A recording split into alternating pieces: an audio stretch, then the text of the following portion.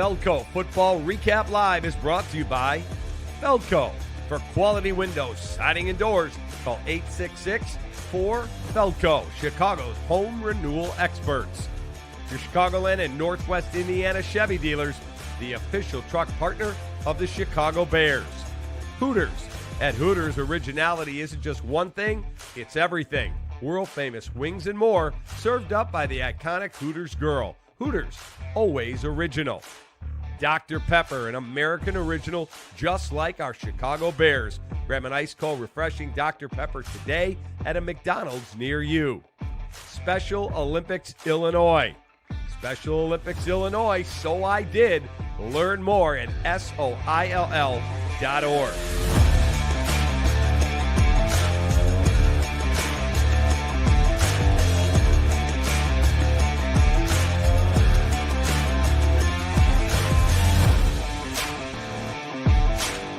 Take that. Hey, welcome into Feldco Football Recap Live with Olin, Kreutz, and Tommy Waddle. I'm David Kaplan. Bears lose 19-3. Normally, we would review it in our Four Seasons Heating, Air Conditioning, Plumbing, Electric game recap. Guess what? Bears got the shit beat out of them. Olin Kreutz was Nostradamus. And when I said the Bears would win, Olin said, "You sure about that? Might want to revise your shitty prediction." And guess what? The Bears were awful. But we'll get to the game a little later because we had big breaking news today. The Bears fired offensive coordinator Shane Waldron. Get out. Thomas Brown will be the play caller the rest of the way. Olin, you get to start it. You had concerns when the hire was made. I'll never forget my phone ringing. And you said, Bears hired Shane Waldron? Yep. I'm not so sure about that hire. It obviously did not work out at all. Not sure all of it's his fault, but he's gone. Your thoughts? Yeah, I'm sure we'll get into why I was worried about Shane Waldron after looking into him a little bit when I heard that the Bears, he became the favorite in the Bears search for an offensive coordinator. But I don't know what you guys think, but you don't fire a guy because a quarterback is regressing or struggling, right? That happens in their rookie year, of course. Of course, a young quarterback is to put on film good games, and then he'll regress and struggle. Once he puts on film, what he likes to do is to play a little slow, a little gun shy. All that stuff's expected. I think you fire a guy, guys, because you don't believe he can do the job. You fire him because when you ask around the building if people want him there, everyone says no. Right, that's exactly what happened today or in the last couple of days. Yes, they lost a horrible game to the Patriots, but you don't move on from a guy with a rookie quarterback after that few games because of those few games they played bad. You move on because of what's been said in the building for so long, Tom. It's just shocking to me that it happened that fast with a guy that they all consensus they hired and all raved about when they hired him. This is a systemic problem, guys. It really is, and it can go back for years. This is the third offensive coordinator that Matt Eberflus has actually employed. And if I'm not mistaken, we're 2.5 years into this experiment, right? And to have three offensive coordinators and the instability that exists, especially with the first overall pick with a young quarterback, is just inexcusable. It really is. And this is how franchises consistently make the same mistakes over and over and over and over and over again. And that's why you never gain any traction. I agree with Olin. Look, I think when you gain 140 plus yards and you score 3 points against that Patriots defense, and I was thinking about this driving home. And it's one of the things I didn't say on the radio today, but it's one of the things that lasted in my memory most was, boy, that Patriots team looked more inspired than our team did. Like, they played hard. Like, they had a good plan, and we could talk about that later. It looked like they were more ready to play football when the ball was in the air. But to get back to the question or the conversation about the offensive coordinator, look, they're 0-3 coming out of the bye. I just constantly ask myself, guys, what happened? They're averaging, 230 yards and 9 points per game since the bye. And the offensive coordinator, not just on, as Olin said, not just on performance, but on the feel inside the building. they decided this is the best route. I would say to everybody out, put limited expectations on Thomas Brown. It's not fair to suggest or think that he's going to all of a sudden solve everything, because it's the same offensive line. It's the same gun-shy quarterback that you're playing with right now. It's the same group of wide receivers that aren't getting enough out of their one-on-one matchups. It's the same crew. So hopefully a new voice in the head of the young quarterback will help him out. But I just think to me, the overriding, I guess, talking point here is the dysfunction that continues to exist in the building. And it's depressing. I'm not going to lie. So, Olin, answer me this, because I keep hearing people who I trust around there go, we need an alpha in the room. But I don't believe that if you just dropped the modern day version of Olin Kreutz or Brian Urlacher or somebody who was an alpha in the room, that it fixes, as Tommy so aptly put it, the systemic problems in the building. So how... It would help. I would be all for. I'll drive Olin up to the building and let him go there and start ripping. So if you put Olin in the president's chair, that's a different story, or the head coach. But just dropping one alpha male player, really good Hall of Fame player. I mean, Olin was there, and they still had systemic problems at the top of the building. So how do you finally fix this thing? Yeah, I think you mentioned it, and we go through this every year about the guys who are doing the hiring are hiring guys who are not capable of doing the job that they're hiring them to do, right? And then you start to wonder, okay, are they capable to do that job? But we've been through that, guys. I mean, I've talked about that since I became an analyst. I've talked to you guys last year that there's articles on me answering that question while I played for the Chicago Bears, right? And I had to go sit in the president's chair and talk to the president of the building. And he asked me, what I mean that the building was broken from top to bottom? Well, I meant what I said, right? And then I had to go sit with the general manager and talk to them. And I've been answering this question, guys, for as long as I can remember, about the offensive side of the ball in Chicago Bears building, and the fact that they refuse to study their history, right? This is why when people were laughing at me, I remember when I used to work on another podcast, and I walked out of the room when they drafted 2 cornerbacks in the first 2 picks that they took. And I left. I said, man, I can't take this, because I know what's coming. I know it's like you don't study your history. You're going to repeat it, right? You're going to suffer the consequences. And yes, Shane Waldron didn't do a good job. Yes, there were clues out there. Like, for example, Pete Carroll, pretty good football coach, right? All I had to do was Google Shane Waldron one time last year. Pete Carroll said about him in November. What month is it right now? November. We have unique talents, and we got to make sure we're maximizing that. I feel like we're not. If I can Google that and find Pete Carroll saying that about the guy I'm about to hire, and I'm Ryan Poles, right? Let's put Ryan Poles in this conversation. And I'm Ryan Poles, and I'm Matt Eberflus. I have questions, right? And then guess what Pete Carroll's talking about?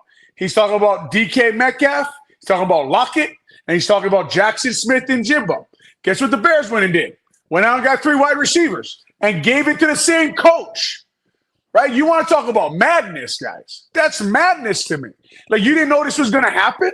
You should have just called me. I'm right down the road, about 2 miles down the road from Ryan Poles. Call me anytime. I'll tell you how dumb the decisions are you're making.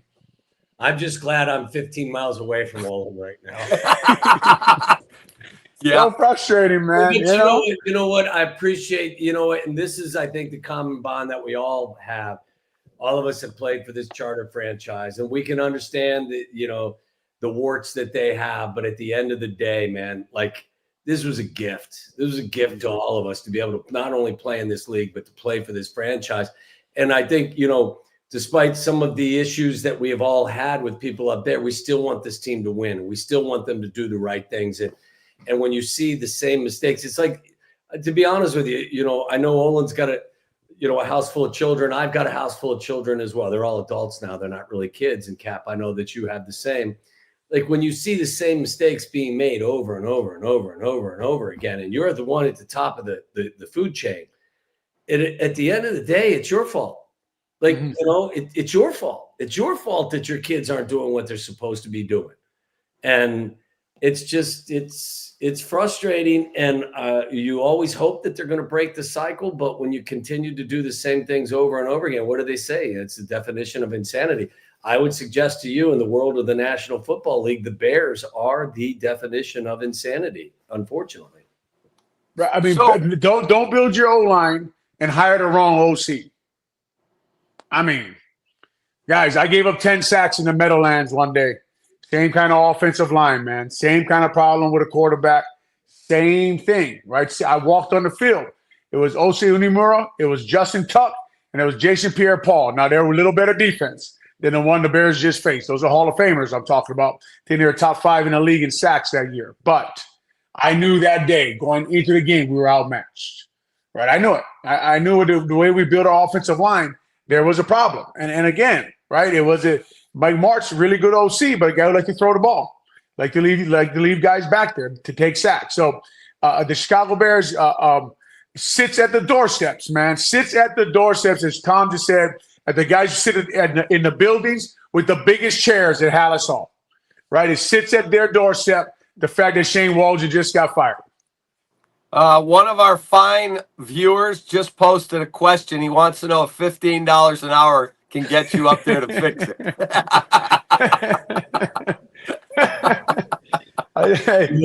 Like Tom just said, you almost do it for free by now, right? Yeah, absolutely. You almost just walk up there and be like, what do you guys need, man? I'll come to your house. I'll throw you in the back of the car. We'll get through the gate, no question. And then when we get inside, then we'll make some changes. How about that? Okay, so here's my question. 4 weeks ago, somebody just posted this. I was saying, wow, looks like we've got a quarterback. And Tommy said the Jacksonville game's the best on tape that he's watched a quarterback play for the Bears in a long, long time. Olin said, wow, that kid looks like he's going to be a really good player. Now he looks inept. What is going on? Again, I'll say again, though, Cap, that's not why Shane Waldron got fired. That's why my argument. Yeah. You cannot say that you didn't know that anybody who's followed the NFL, anybody who's played in the NFL, you know that regression is coming. Nothing in the NFL is linear, man, especially your rookie year. Yeah. It's a hard league. Like, you put yourself on tape, you always skyrocket, and then you're coming back down. Because the best in the world are studying you. They're studying what you like to do. They're studying what your OC likes to do. And guess what worked for them? Well, all the players want to do this, this, and this, and that worked. But they put that on film. They will take that away too. They'll take away what you like to do. They'll take away your first 15. They'll take away all that stuff. So the regression, Cap, you expected it a little bit. You don't expect some of the things you're seeing on film right now. The lack of violence while they play, the lack of effort, the lack of getting after guys and getting their butt kicked at the line of scrimmage. You don't expect that. I did expect Caleb Williams to regress a little bit this year. That's why I keep telling you guys that's not why Shane Waldron's gone. It's not the last 3 games. No, and to that point as well, like, they feel like if anyone feels like sending the offensive coordinator out of the building and elevating Thomas Brown. And I hope Thomas Brown has a good run here. I have nothing against him. I think everyone needs to keep, limited expectations for, if you think this offense is now going to explode because Shane Waldron's not calling the plays, I hope that's the case, but that's not my expectation. As I said earlier, it's the same offensive line. It's the same wide receivers. It's the same everything. Well, there's been a lot of talking in that building. There really has. There's been a lot of, we need to do this. We need to do that. And at the end of the day, they're not playing well. So, they got what they wanted. You got a new offensive coordinator, whether it was the right decision or not. I think we all would agree that a change was necessary. Now go out there and, if you feel like you've been liberated, go out there and prove that, it wasn't you. It was the offensive coordinator. Go out there. I look at the film and I see it from a different perspective, maybe than Olin, because I see it from the outside in, not the inside out. But I look at a group of wide receivers and DJ and DJ's been one of my favorite players in this town for a very long time. He makes $26 million a year. Keenan Allen makes $22 million a year. They use the 9th pick of the draft on Rome Odunze. Cole Kmet makes $10 million a year. That's about $60 million in a high draft pick spent on your weapons. Like, I don't see a ton of guys winning one-on-one battles. Like, that's a different conversation maybe. Like, at that point, when you see that happening, what ends up, what the result is, or what the answer to the question is that's on the offensive coordinator now to, hey, look, I thought we could get open, but since we can't, we're going to have to treat them like Waddle. And that means we're going to have to stack them. We got to pick them. We got to rub them. We got to do whatever we got to do to create some space and some separation. Like, I'm pissed off that we got to ask guys that are making that much kind of money, we got to ask them to win their battles more frequently. Like, do I really got to scheme you open? Do I have to scheme you open when you're paid that much and we've invested that much in you? Now, again, now that we have come to the conclusion that we do have to do that, it's incumbent on the offensive coordinator to do that. But why did we get there? Why do we have to do that? Why do I have to sit here and watch wide receivers that are making a ton of money not win their individual battles on a consistent basis? Like, that's player execution. And well, I would put a lot of the blame on the offensive coordinator spot. I hope that there's nobody running around inside Hallis Hall right now feeling like they just got to pass, like that they shouldn't be held accountable for all of this. Like, you can't be the 31st offense in the National Football League on a ton of stats, and it's just the guy calling plays. I'm sorry. So I heard today Tommy's friend Mike Lombardi. I was listening to him. Not your friend. Yeah.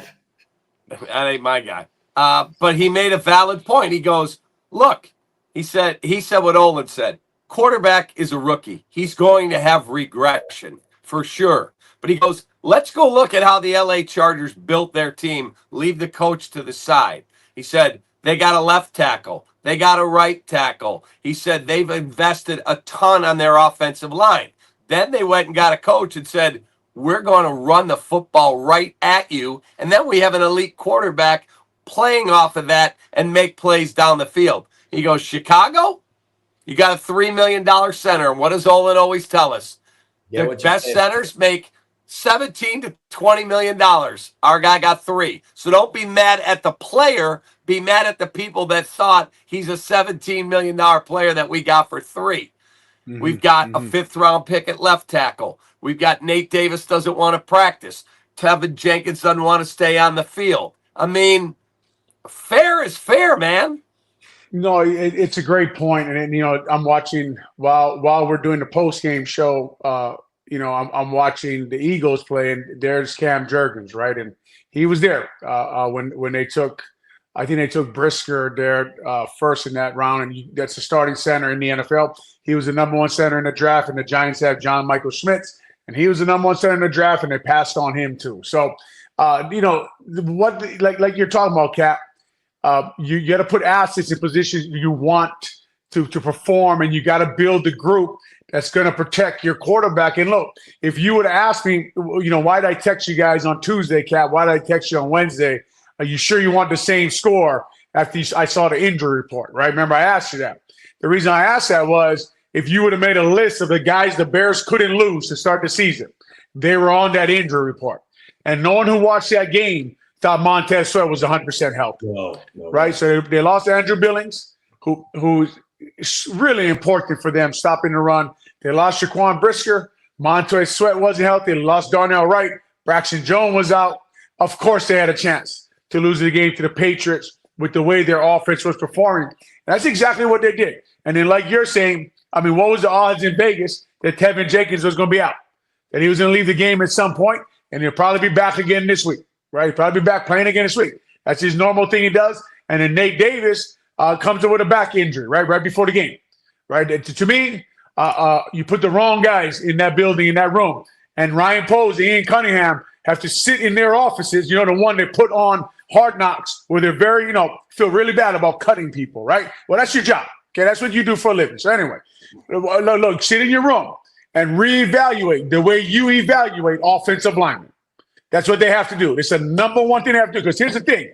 Even though they didn't go get offensive linemen, with the ones that they've got, do you trust them to get you good ones? Do you trust them to get you good offensive linemen? And that's something that they have to be honest with themselves when they ask themselves that question. That it's such a great point, Olin, because awesome point.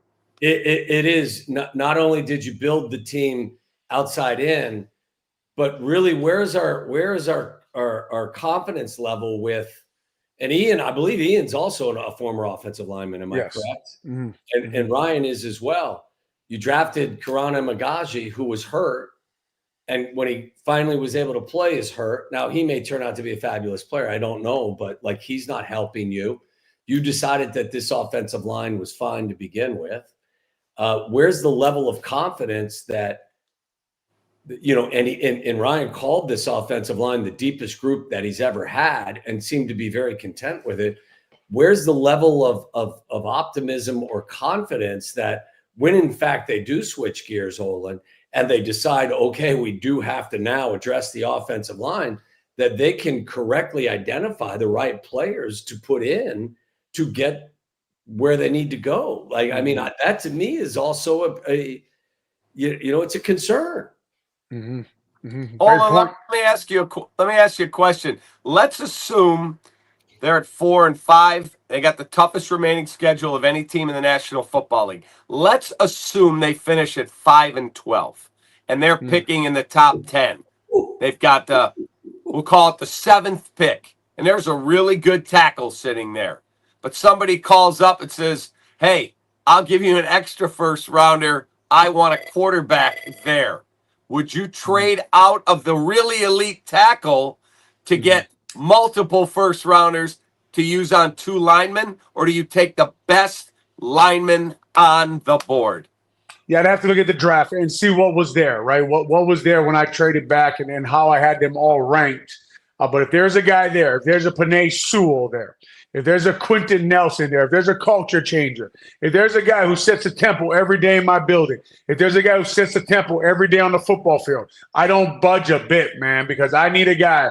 I need a blue chip offensive lineman. I need a guy in that room who sets a tempo every day, who lets the guys know, look, this is the way we're going to play football. We'll play football and get after people every day. This way we're going to study our plays. This is the way things are done to win football games, right? So it just depends on Cap who we're talking about trading out for. If there is a Penei Sewell sitting there, right? If there is a Lane Johnson sitting there, if there's these guys who change your room, change your team, and you got to give them time to change culture. It doesn't change immediately. Change as you get off. There's a Quentin Nelson sitting there, then I don't move. But if there isn't, then I do move and get my other 2 guys. Think about the conversation the 3 of us are having right now. I mean, it's sad, isn't it? Like, we're now talking about what would we do if we had a top 10 pick. Like, you had the first overall selection in the National Football League draft last year. And by the way, like, and this is no fault of theirs, you got so fortunate to end up with that pick. Like, how many things had to fall into place for you to actually have that pick? And then you got that pick, and then you did what you did. But we're now sitting talking about a top 10 draft pick and whether or not, Cap, you would package that pick and move. And I'm not being critical of you. I'm just saying, think about where we are right now versus where we had hoped we were going to be 3 short months ago. It's sickening. It really is. It's the most sickening thing is it's repeated itself. That's the biggest problem. And the problem is, if you studied them, the Chicago Bears, all like we all have, and studied their drafts and you studied the way they do things and the way they've done things over the years, you saw it coming. You definitely saw it. You had hope, right? Because Caleb played well and Coach Eberflus. Here's something to think about. 3 OCs, yes. 3 DCs too. Right, yes. Eberflus, Allen Williams, and Washington. So the up there, that building's been in turmoil for a while right now. Their culture is obviously not as good as they say it is. People talk way too much for me in that building. They say a lot of stuff. A lot of guys give opinions to me who haven't earned the right to question coaches, to question decisions up there. You can give players, guys. Tom knows this better than anybody, Captain. You know this. You've coached. Coaches spend a lot of time, man. I mean, it is hours. It is hours to put together a game plan. It is hours to watch film, make cut-ups, figure out how to attack a defense. It takes a long time. There's not a player in the National Football League, maybe 1 or 2, not that many, that do that kind of work. You got to watch giving them too much opinions. Yeah, you got to take their temperature. You got to ask them what they like to do and funnel and make sure you respect their opinion. But they're not putting in the work the coaches are. They're not putting in the hours the coaches are. They're not studying film. Ask a player to tell you. Say, if a player came up to me and I was sitting in that office with a job that I was in charge and said, I was thinking this about the OC, I'd say, draw me one play where you know everybody's job. Go ahead. I'd give him a damn grease pen and say, draw me a play where you know every player's job on the board. And if you can't, shut up and do your job. Amen. Very well said, man. It's like Cap, like you and I have had this conversation for a long time, and I get it. It was never going to happen.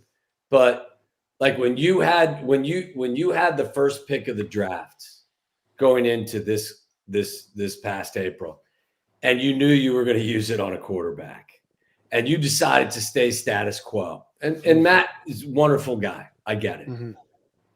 But for the first time, and Olin's talked about this, for the first time in forever, why not put your quarterback and your coach on the same effing schedule? And why not bring in a guy that actually has done this before?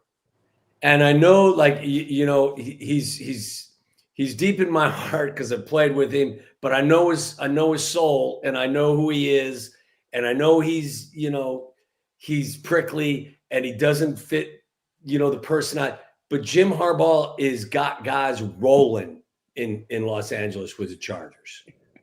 And I get so mad when I watch the Twitter clips on him, man. I mean, he's just a ball coach. He's a ball coach, man. I laugh and then I cry. Yeah, and I know. I say to myself, like, we had the opportunity to, at the very least, put in a call. And Jim may have said no because he understands the building.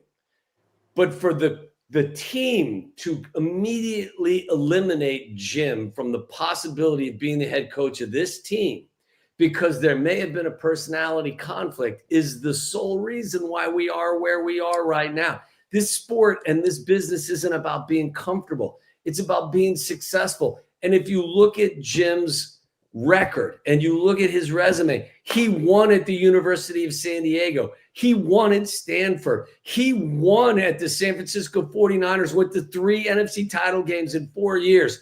He took Michigan to the NCAA title game and won. And now he's on the cusp of taking a Chargers team that was 5-12 last year and was dog shit on defense that is now 6-3. And their defense with Jesse Minter as their DC has done something that hasn't been done since 1990. Their defense has given up less than 20 points a game or 20 points or less in their first 9 games of a new. Like, don't tell me it can't be done. It can be done. Sometimes you just have to get uncomfortable to take that next step. Mm-hmm. Mm-hmm. Well said. You can't disagree. Let's talk Caleb Williams. It's brought to you by our great partners at Hooters. At Hooters, originality isn't just one thing, it's everything. World-famous wings and more served up by the iconic Hooters girl. Hooters, always original. We'll be at the Orland Park Hooters next Tuesday for this show, so make your reservations. There's Caleb's numbers, winging it. 16 of 30 for 120, no touchdowns, no picks, and he ran for 15 yards, and he was sacked 9 times. So, Olin, your thoughts on what you watched from Caleb? Yeah, I think everyone said it, right? He looks like he's not seeing the field right now, right? And even when a guy, like, there was a play action, I thought he should have gave DJ Moore a chance outside the numbers. And I thought that, yeah, DJ Moore's not wide open, but he's NFL open. And he's waiting to see guys college open, and he's throwing to guys that he thinks is open, but they're not, right, on that swing pass where he should just hand the ball off to run it. I think they're giving him too much. We said it last week. I think it's just too much. He's checking through, like, it's 2nd and 5. They run a good run play, and he checks to a play action pass, sits in the pocket, takes a sack, right? And I think right now, guys, like we talked about, the defense, they turn your TV copy on, they turn the volume up, and they listen to you make calls, and they hear the things you're saying. They get a little key on what you're doing and your signals and all this kind of things. And he's on the field competing with veterans. And I think the first thing Thomas Brown can do would be like, look, run the play we call in the huddle, right? We don't have to go up tempo all the time. Like I said, things work for a while in the NFL, and you got to wave them back and forth. You got to constantly be changing. You're going against the best in the world, the best players. I thought finally we had a defensive staff that we had an advantage over, and the Patriots beat the hell out of us, man. They outcoached our offensive staff pretty bad, right?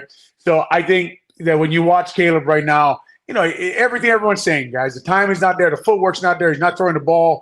He had a good throw last week to Keenan Allen, right? I think he came out of the bunch, sat down a little spot route, and he whipped it in there, and it was beautiful. But more stuff like that right? More concepts like that. As Tom said, it's interesting to me how they got to motion them and stack them to get them open when you have all this talent out there on the field. I don't know. I'm watching this. Were they just not playing for this guy anymore? I don't know. Maybe that's why he's gone. Obviously, if it's not Shane Waldron's fault, then it's Ryan Poe's fault. Then that's why Shane Waldron is gone. Tommy? Yeah, I look at film and I see a kid that does not trust in what he sees. I mean, first, you look at the first series. I thought Tom Thayer talked about it. It was really the first play of the game. They give the ball to DeAndre Swift, and Swift is a good player. He's been very productive, but does he stay committed to the hole? I mean, Olin would know this better than I in the running game. Are you doing it the right? Second play, you have you have a play where you're running play action and Swift goes out a quick out route, and all you got to do is dump the ball off to Swift, and at the very least you're third and short. But he doesn't. I don't know what he's looking at. I don't think he trusts what he sees. He takes a sack, and then on third down they throw a route to Roma Dunze. He drops the ball, and he's not even past the third down mark. And I'm saying to myself, like, when I would come out of the huddle with Harbaugh and we were 3rd and 8, and we'd call a play where my route was 3rd and 6, I would look at Jim and I would say, I'm going to get more depth, okay? And I would know that I wouldn't be compromising the pass protection because it was a 5 or 7 step drop to begin with. I would say it's 3rd and 6, brother, or 3rd and 8, I'm not getting 6 yards. I'm going to get 10, and I'm going to come back, and I'm going to get you what you need. And Rome runs a route that's short of the third down. Even if he catches it, he drops it. And you just look at yourself. This is the first drive of this game. Like, there's so many things I can point out that are just garbage, that they're just like, this is why it doesn't work. So I don't know. I mean, I get frustrated with it, but I don't know what to tell you, Cap. I'm just like, I could swear all day long. I'm like Tom, man. Like, I wish, Cap, that I turned the film on. I could say, wow, there's the problem. Let's fix that. It's such I'd like to turn the film on and say, man, the offensive line is horrible. Yeah. Right. But the quarterback, it will hold on to the ball too long. He's not seeing things right now, which I want to keep emphasizing. Like, I expected. Yeah. I expected that with Caleb Williams this year. Like, there's one guy who's, I mean, if you look over the whole NFL, how many quarterbacks played good their rookie year? Right? The expectations were a little crazy because the defense is good and it's time to win. And guys, we got all these guys. And I was just sitting back like, you guys are all nuts, man. Like, it's a rookie quarterback. But the offensive line doesn't play good. There's penalties. There's false starts. There's penalties on Mercedes Lewis, the oldest guy on the team. Right? There's just not discipline there right now. There's drop balls. There's drop balls like Tom is saying sometimes. Keenan Allen, right, the week before the touchdown, right? There's the defense giving up 10 points at the end of the half to the Patriots. I'm just confused right now when I watch this football team. I'd like to say, I hope the guy they pinpointed and put the tail on the donkey, I hope it was all Shane Waldron's fault and we see a new team coming out this week, because that's not what I see on film. I look at the defense too, and I got to tell you, I think they've lost their stinger. And is it because the offense has stolen their soul? I don't know, but like, they've given up. These are the rushing yards they've given up in each of the last 3 games coming out of the bye: 168, 213, 144. You do the math. That's 175 rushing yards per game at 5.2 yards per clip. That's what this defense has given up. And here comes the monsters. And here comes the monsters. They're 3rd in the league in rushing. They could put 600 yards. Okay, that's a little high. They could put 4. No, okay, that's still too high. They could seriously put 250 on your ass on the ground. Mm-hmm. Easy. Mm-hmm. If that's what they want to do.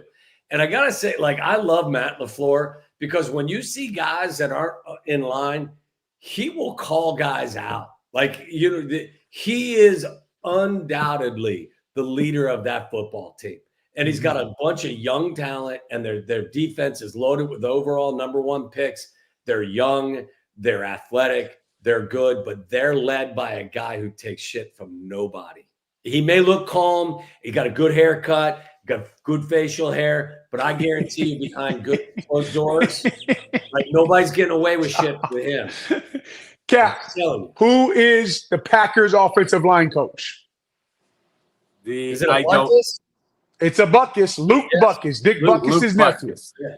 Illini alumni, played here for the Chicago Bears. Yeah. Once when I was a veteran, he said to me as a rookie, Olin, you should try this on your back block. So I lined them up and showed him my back block. But anyway, I want to talk about the defense and what people say about the offense, right? The offense maybe wearing them out. Remember, the only touchdown of the first half, the offense went on a 12-play, 5-minute drive. The defense immediately gave up a touchdown after that. Yeah. So I'm talking about this team right now. They're struggling as a football team, right? And at Tom's point, Javon Dexter, Zach Pickens, the guys inside, Chris Williams, Tremaine Edmonds, TJ Edwards. They got to get the pads down, man. They got to get off blocked. Because I'm going to tell you what, LaFleur, to Tom's point, and Luke Buckus, and those guys up there and up north, they know how to run the football. And you're going to see plays based off the single wing and motion and stuff. They're going to see things this week. Obviously, this guy is one of the best run game designers you've seen in a while.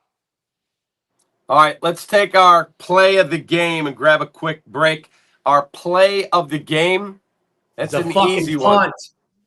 It's any of the 9 sacks of Caleb Williams. Any one of them. Brought to you by Dr. Pepper, an American original, just like our Chicago Bears. Pleasing taste buds. It's 1885. Dr. Pepper, unique combination of 23 flavors, a winning formula. Football fans love. Grab an ice cold, refreshing Dr. Pepper today at a McDonald's near you. Any one of them, there's the play of the game. And wait till you see who I picked as the MVP after we take our quick time out. You'll love it. The days are shorter and the chill is setting in. Is your home ready to face the cold? Feldco's energy-efficient windows can save you money and keep you warm this winter. Right now, buy one window and you'll get one free. Plus, no money down and no interest until 2026. Specifically designed for the Midwest, our windows are also backed by nearly 50 years of experience in the industry. Buy one window, get one free, and soon. Call now. Call 866 for Feldco. Apt. For the best appliances for football season, shop at Apt. Pleasing people since 1936. Find them at apt.com. 4 Seasons, heating, plumbing, air conditioning, and electric. For all the right reasons, 4 Seasons.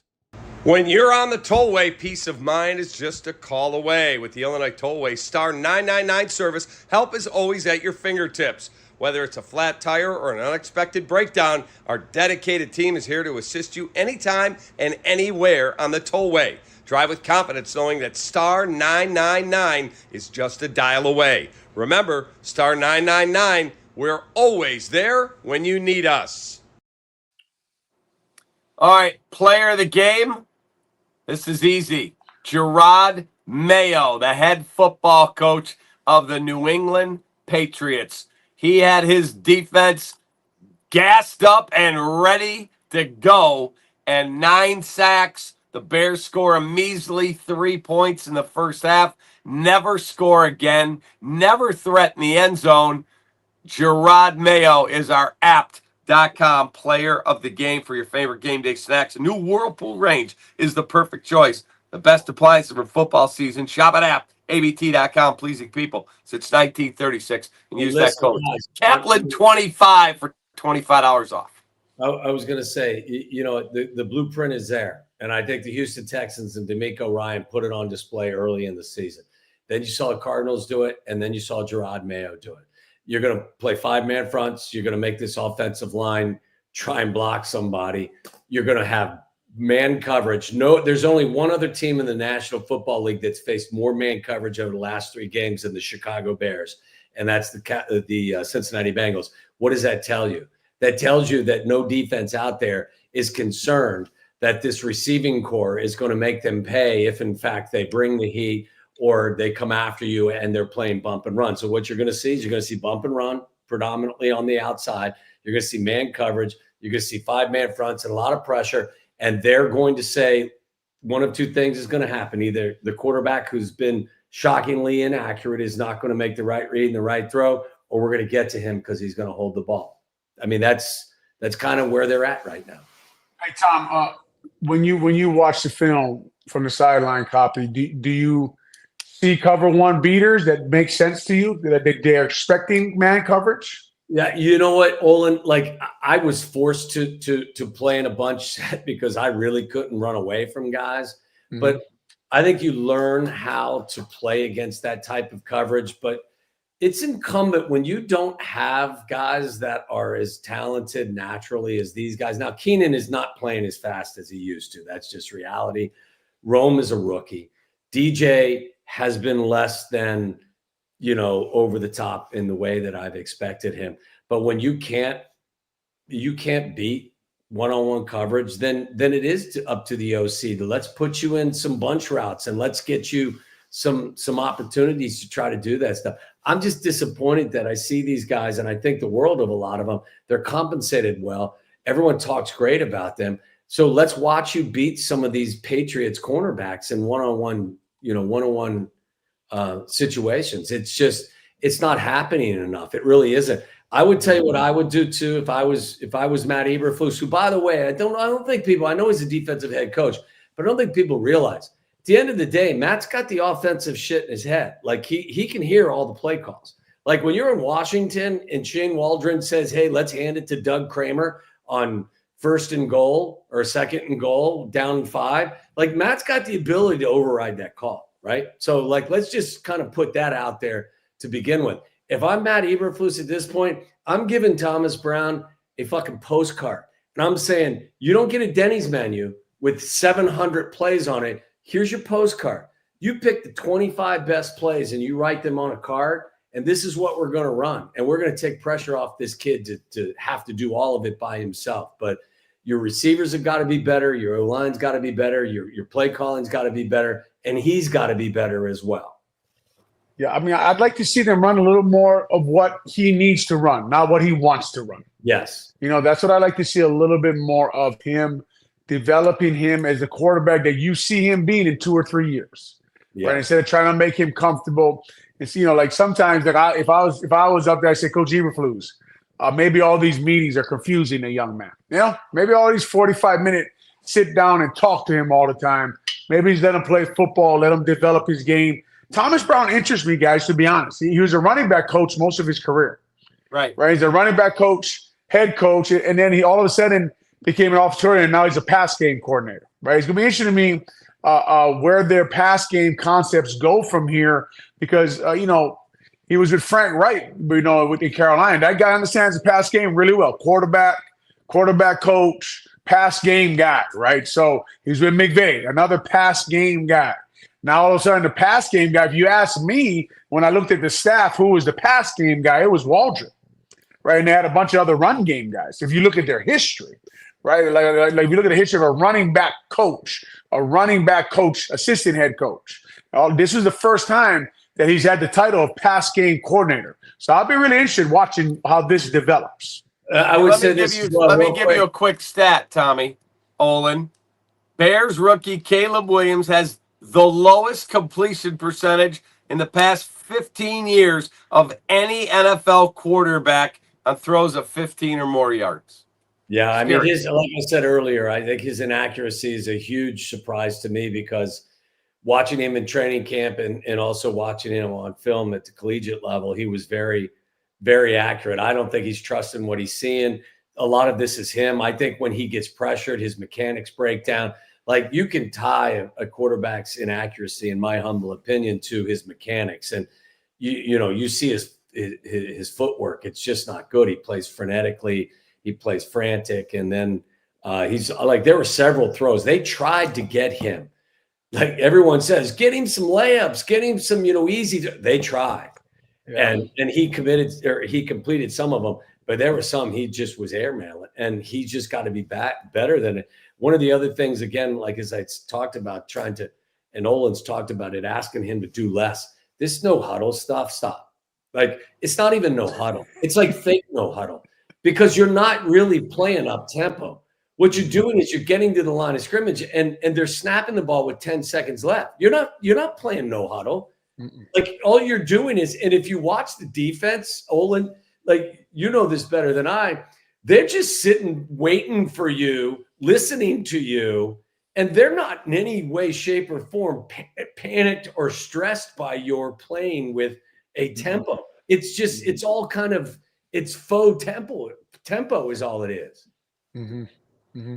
It's well said. I mean, when you watch them, really they line up in a formation. They go like a freeze cadence where you're not going to snap the ball.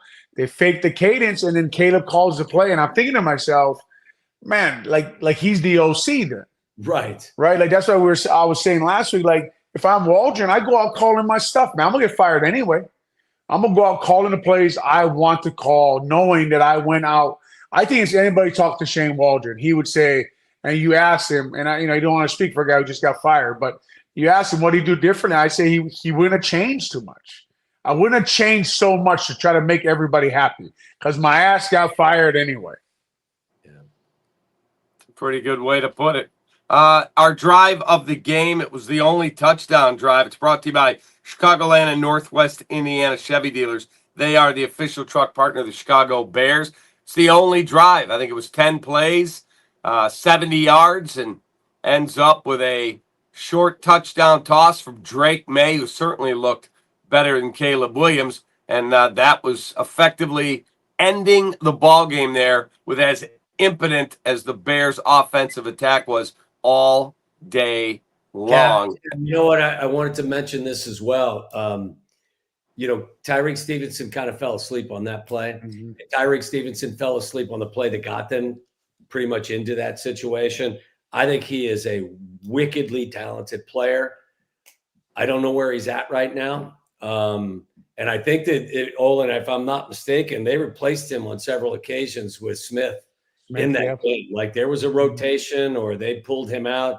I don't know where his head is right now. He's too good a football player to be playing the way he is. Mm-hmm. And think about what you said too, and it's exactly right about Tyreek Stevenson, but they have options there in the secondary, which they don't have on the offensive line.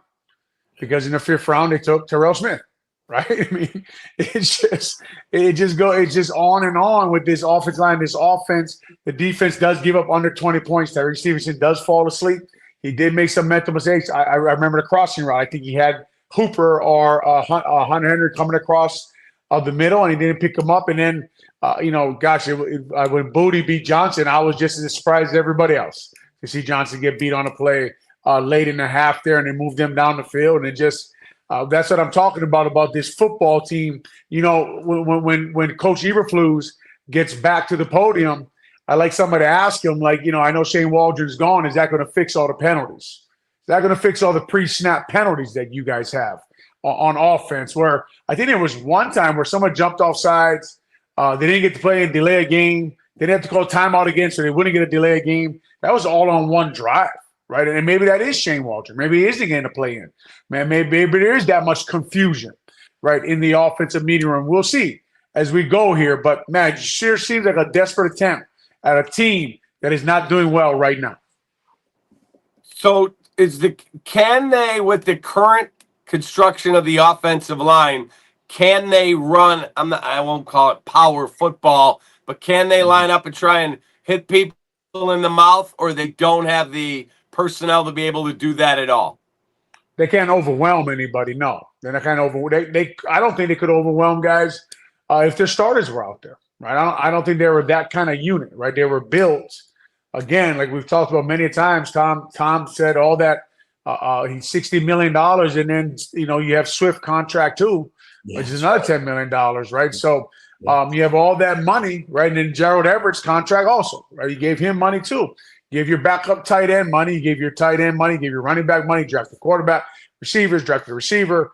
I don't know when the next 7-on-7 tournament is in the NFL, but the Bears, maybe they'll enter that. Maybe they'll enter the 7-on-7 tournament.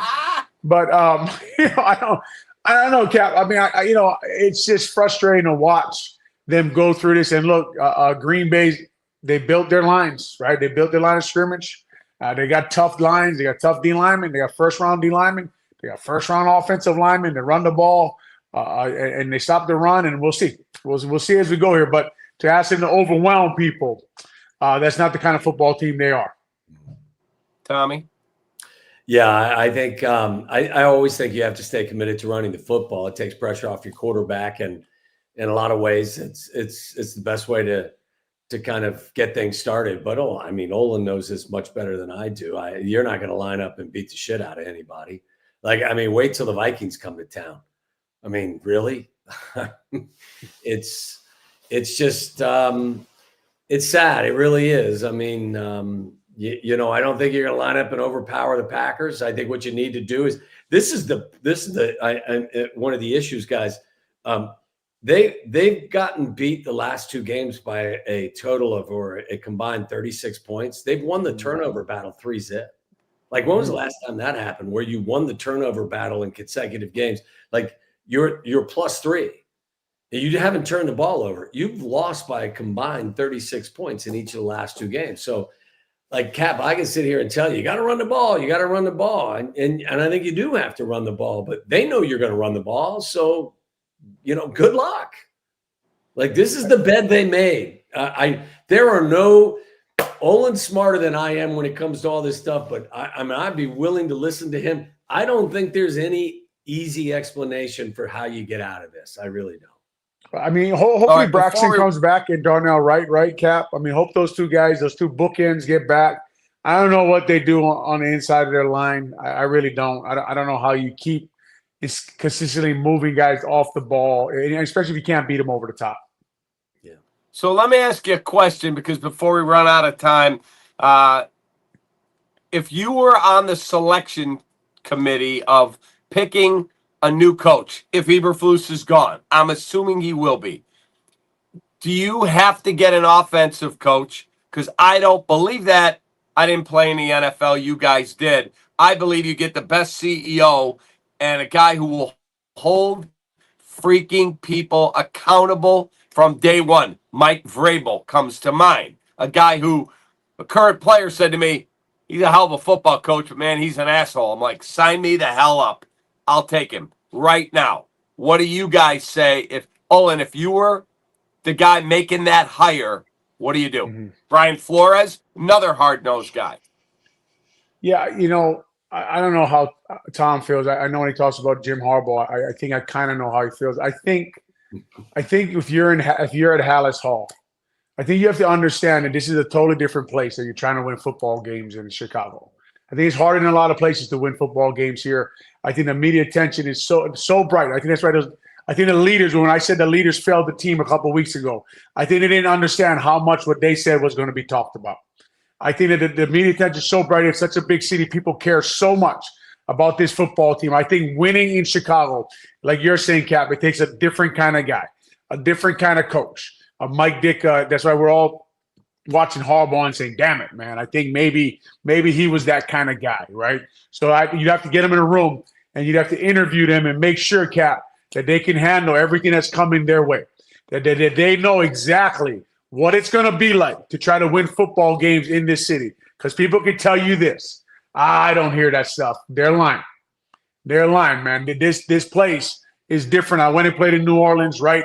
You got people here now. You got a guy in charge of the media relations at Hallis Hall. He's from Kansas City. He's got to be learning. You got a young quarterback. Looks like his confidence is shaken. Why? Because when you play bad quarterback in Chicago, everybody talks about it. Everybody. Look at ESPN today.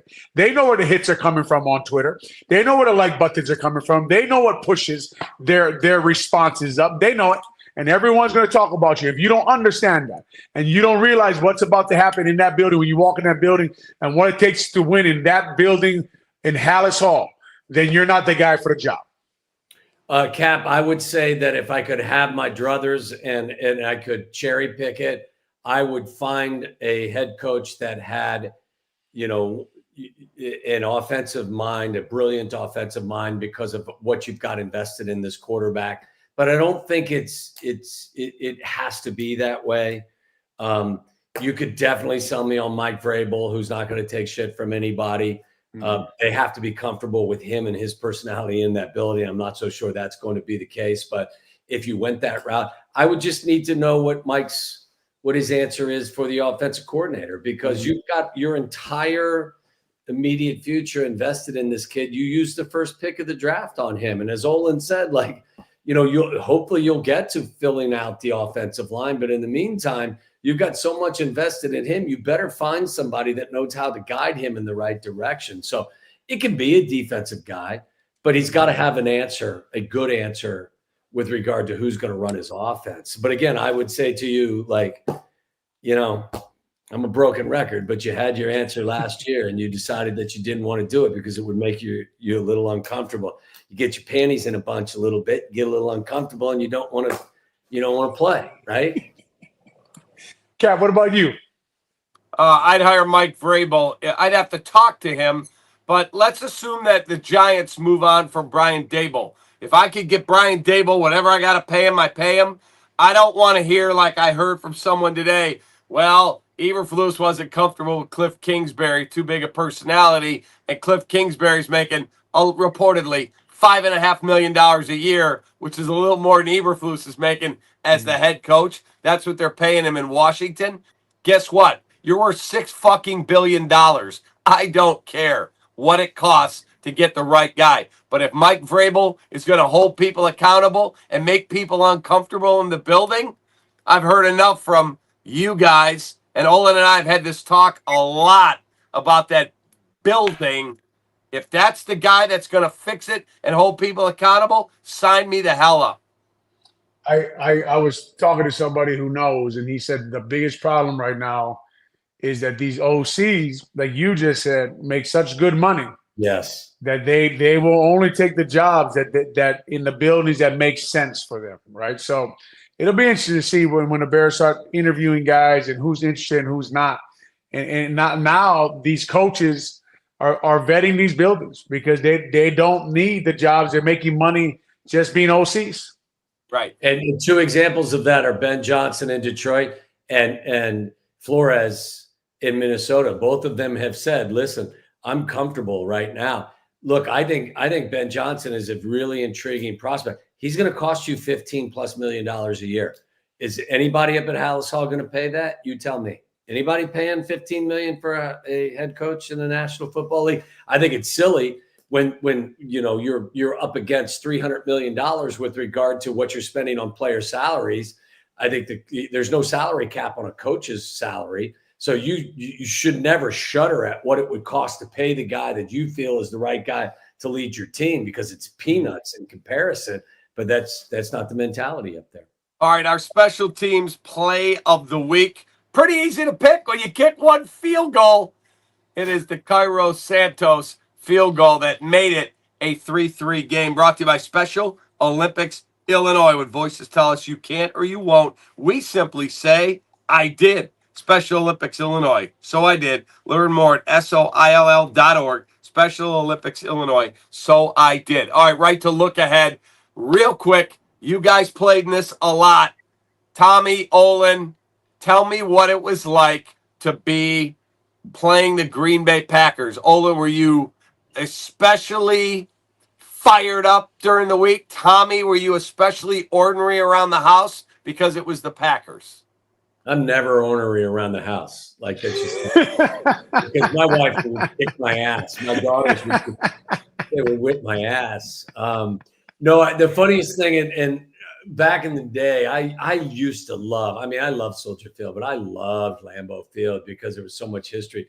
You drive in there, and I don't know how it changed when you were there, Olin, but the bus would come and you'd kind of go down this little ramp, and there'd be all these old women screaming F words at you. And it was the essence of, why you got into the business. It was just so cool. And then to go out there on Lambeau and play, I always thought it was fantastic. Unfortunately, they usually got the best of us, but I loved the rivalry. I really did. I thought it was great. You felt like you were part of history. And unfortunately, I was also part of that Halloween game where they retired. I think it was Dick Butkus and Gale Sayers as jerseys, their numbers, and they were both wearing trash bag because it was raining so hard. And we got 44-0, kid. I remember it. It was awful. There was too many nights like that, Kat, but truth of the matter is you felt like you were part of something special when you played in that game. The only thing I was thinking about was that if you paid Ben Johnson $15 million, he'd make $14,999,985 more than me, and that would really piss me off, Cap. Wow, that's the best.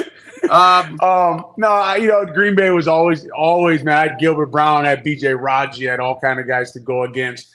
Guys, one of the worst losses of my career was the NFC Championship game against the Green Bay Packers. What a week that was in this city when the Bears were going to play the Packers for the NFC Championship. But every game was fun. Like Tom said, playing up there in Green Bay was fun. But, of course, you learn to hate those guys, and you want to beat them just because how much you knew it meant to the city. And we went on a run there for a while where we were better than them in the mid-2000s. And then, of course, early with Brett Favre. And one of the best games I played in was we drove down to Soldier Field for Walter Payton's funeral, drove up to Lambeau, and Brian Robinson blocked the field goal at the end of the game to beat a team we had no business beating. So always knew, and Lovey said when he came in, his number one goal was to beat the Green Bay Packers. So those games always meant a lot.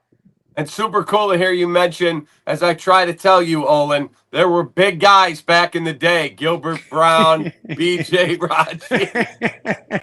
You're never going to live that down, Cap. Ryan Pickett was there, man. They had some monsters up there. They did. Monsters. By the way, our look ahead brought to you by the Illinois Tollway. Folks, if you're on the Tollway, peace of mind just a call away. The Illinois Tollway star 999 service help is always at your fingertips. Whether it's a flat tire, an unexpected breakdown, our dedicated team is here to assist you anytime and anywhere on the Tollway. Drive with confidence knowing that star 999 is just a dial away. Remember, star 999, we're always there when you need us. Olin, key to the game. Tollway people sponsoring his show. It's unbelievable, man. Whatever it takes, unbelievable, man. Give me the keys to the game real quick. Wow, this one's easy, right? This one's easy against the Green Bay Packers. We all know what they like to do. They like to run the ball on defense. I think this team is going to be over and over again right now, Cap. They got to buckle. They got to bring. We should say, Tom knows this. We say at practice, today's a big boy pad practice. Put your big boy pads on because we're going to put the 907. We're inside run. We're going to middle drill. You better put your big boy pads on to stop the Green Bay Packers because they want nothing more to come down here and run the ball down your throat and send you home and get somebody else fired. So that, and then, get Caleb Moore, Thomas Brown. Let's see you get this offense rolling. Like we talked about, you're not just going to run the ball with this offensive line. So, find a way, like Tom's talking about, get concepts, get the receivers open, expect to see man coverage, expect them to blitz Caleb, find answers for that. Tommy, your pick? I don't. Look, the Patriots came to town and beat us 19-3, and these Packers are significantly better than the Patriots. It's the NFL. Anything can happen. I think the rivalry at this point, unfortunately, means more to the Packers than it does to us because they've dominated the series. I think they've won 10 straight. I don't know. I think actually the Packers probably believe that the Vikings are a bigger threat to them. Certainly the Lions are versus the Bears, and that's kind of sad to me. But I see this as a pretty dominant win for the Packers. They're coming off the bye. They've probably worked on a lot of things. They're not happy with some of the catastrophic interceptions that Jordan Love has thrown. I love their coach. So I'd probably say a pretty convincing 27-10 win for the Packers.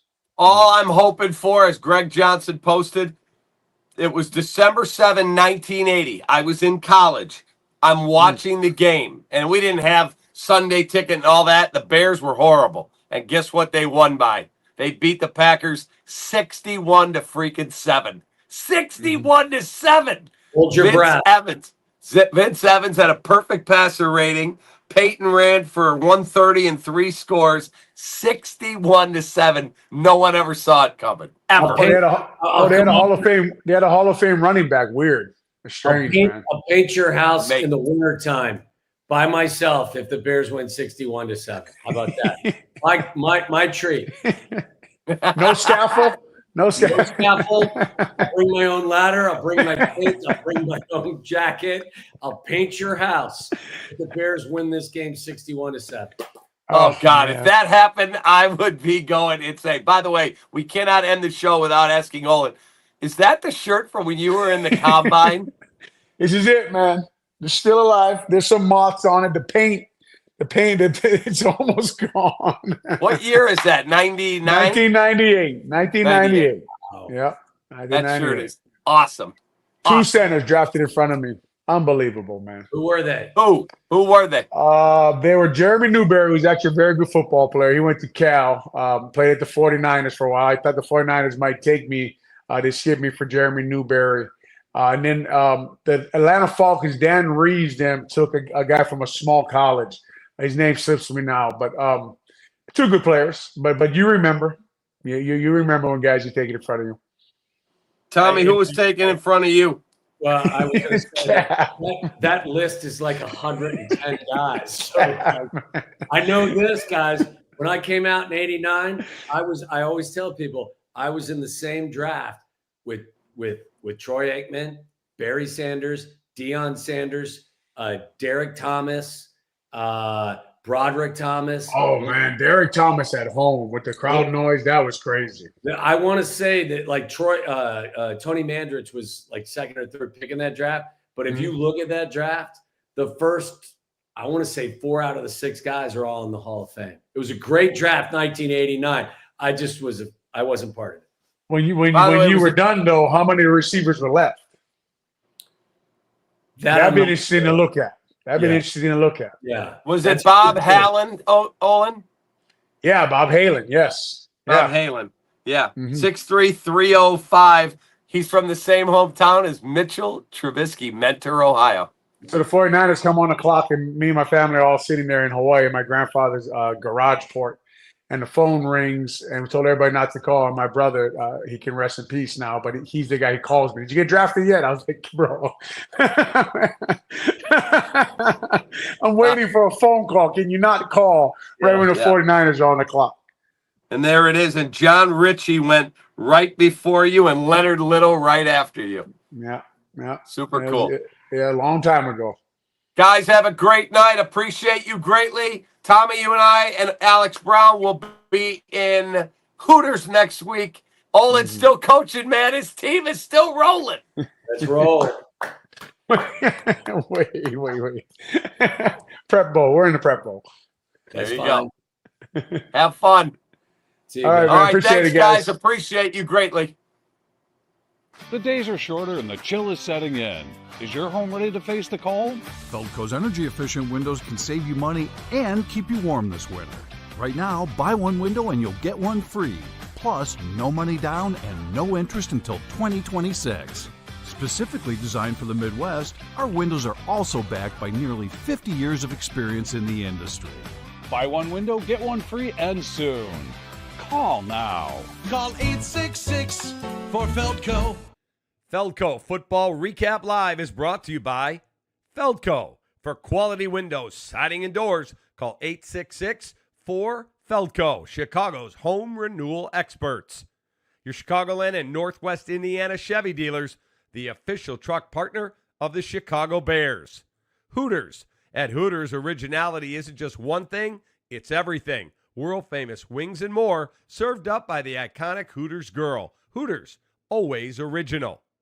Dr. Pepper, an American original, just like our Chicago Bears. Grab an ice-cold, refreshing Dr. Pepper today at a McDonald's near you. Special Olympics Illinois. Special Olympics Illinois, so I did. Learn more at SOILL.org. Apt. For the best appliances for football season, shop at Apt. Pleasing people since 1936. Find them at apt.com. 4 Seasons, heating, plumbing, air conditioning, and electric. For all the right reasons, 4 Seasons. When you're on the tollway, peace of mind is just a call away. With the Illinois Tollway Star 999 service, help is always at your fingertips. Whether it's a flat tire or an unexpected breakdown, our dedicated team is here to assist you anytime and anywhere on the tollway. Drive with confidence knowing that Star 999 is just a dial away. Remember, Star 999, we're always there when you need us. Some days, you've got big things to care about. Like that. And that. Luckily, the Whirlpool Smart Range automatically updates itself with features like Air Fry. So you can worry less about keeping up with the latest tech and care more about keeping up with the latest trends. Say cheese. Everyday care, Whirlpool. To see the full line of Whirlpool appliances, shop at Apt. Pleasing people since 1936.